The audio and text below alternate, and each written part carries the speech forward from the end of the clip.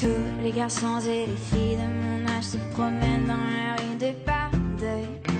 Tous les garçons et les filles de mon âge savent bien ce que c'est qu'être heureux.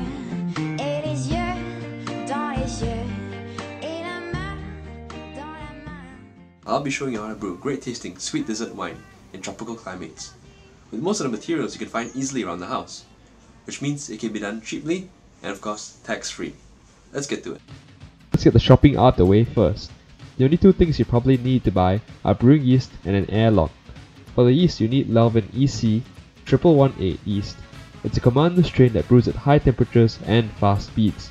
For the airlock, it'll be better to get the standard 3-piece airlock because it's easy to clean. If you live in Singapore, you can get these from iBrew. The shop link is in the description. Next, find a large plastic container and make a hole in the top to put the airlock in. You can use a knife, a pair of scissors, a pair of chopsticks, but personally I prefer a power drill. Perfect fit. After that, rinse all your equipment and remove any debris. Now for the fun part.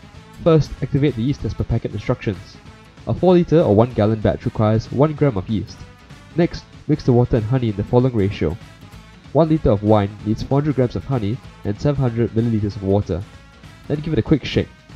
Following which, add your yeast into the mix. Now, put the airlock and use some new blue tack to seal it up. Next, leave it in a cool, dark place. Within 24 hours, you should be able to see the mixture bubbling. Within a month, it should stop bubbling, and you will have your very own dessert wine. Now, you'll need to transfer the brew to another bottle. You can use glass bottles or reuse plastic bottles, but remember not to use soft drink bottles because the flavour of the soft drink tends to leach into the wine. Remember to leave the yeast behind in your fermenter as it tends to affect the taste. Safety. Although more traditionally associated with poorly sanitized beer rather than wine, it's better to be safe than to be blind. First, use bottles with thick glass and keep the bottles in a cool, dark place to prevent light from breaking down the finished brew. Second, when handling a bottle after some time, wear protective gear. Lastly, do a weekly check to ensure there isn't any significant buildup of gas. Now that section is through, feel free to explore other recipes.